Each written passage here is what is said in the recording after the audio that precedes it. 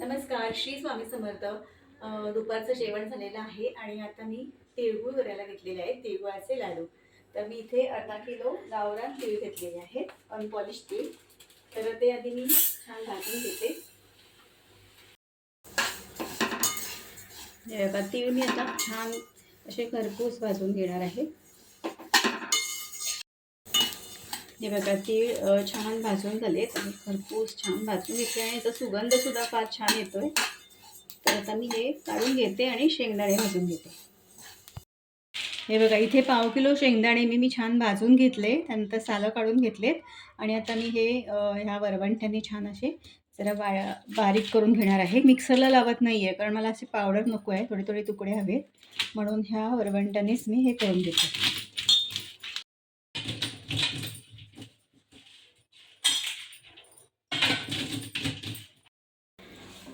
मी आता टोपामध्ये 1 चमचा तूप घातलं आणि चिकीचं गूळ घेतलेला आहे अर्धा किलो, तो याच्यामध्ये घालून घेतला. आता छान पाक करून घेते आणि मग पाक छान तयार झाल्यानंतर तीळ आणि शेंगदाणे आपण भाजून घेतलेले आहेत ते याच्यामध्ये घालायचे आहेत.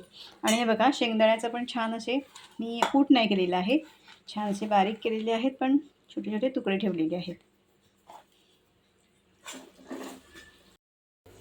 तिळगुळाच्या लाडूची जर तुम्हाला पूर्ण रेसिपी बघायची असेल तर आपल्या चॅनलवर अपलोड केलेली आहे.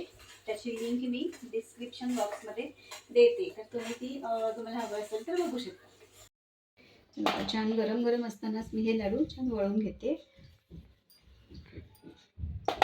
पटापट होतात, थोडासा तुपाचा हात लावते. थोडंसं हाताला तूप लावून घेते आणि मग छान वळले जातात लाडू.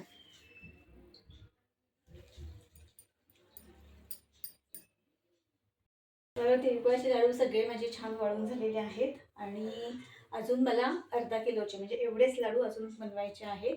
ते मी आता उद्या परवा बनवून घेईन, तर हळदी कुंकवाला लागणारच.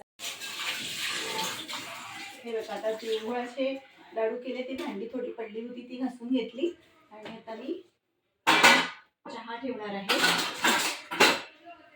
तर चहा करते आणि शुभ्राचे पप्पा ऑफिसमधला येताना कधी वडापाव घेऊन आले, तर मग आता मी चहा आणि वडापाव. आणि मग हे आहेत ना झालेले तिळगुळाचे लाडू, ते पण डब्यामध्ये भरून ठेवायचे आहे. वडापाव आणि समोसा पण आणलाय का? हां.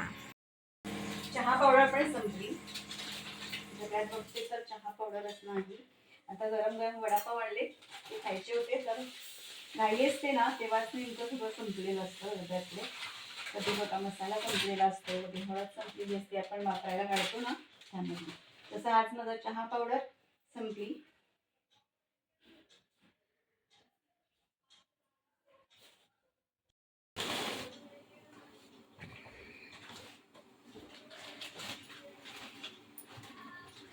ठेचा नाही आहे वाटतं, काय ठेचा नाही नाही लाल चटणी आहे.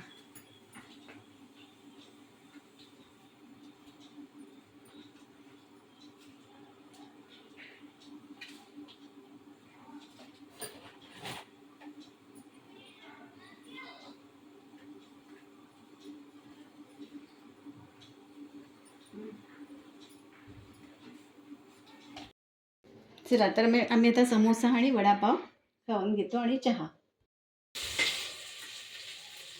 संध्याकाळी समोसा आणि वडापाव खाल्ल्यामुळे आता जास्त भूक नाहीये, मग मी आता थोडंसं खिचडी भात बनवते आणि कुकरमध्येच डायरेक्ट बनवते.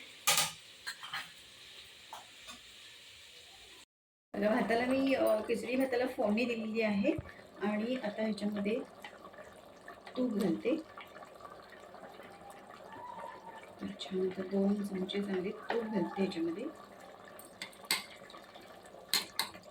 आणि आता झाकण लावून 3 शिट्या काढते. कुकरच्या 3 शिट्या झालेल्या आहेत आणि कुकर आता छान थंड झाल्यानंतर थोड्या वेळाने आम्ही जेवायला बसू. तर आजचा व्हिडिओ तुम्हाला कसा वाटला हे कमेंट्स तुम्हाला नक्की सांगा. व्हिडिओ आवडला असेल तर लाईक करा, शेअर करा. चॅनलवर नवीन असाल तर सबस्क्राईब करा. बाजूला जे बेल आयकॉन आहे ते सुद्धा क्लिक करा. धन्यवाद.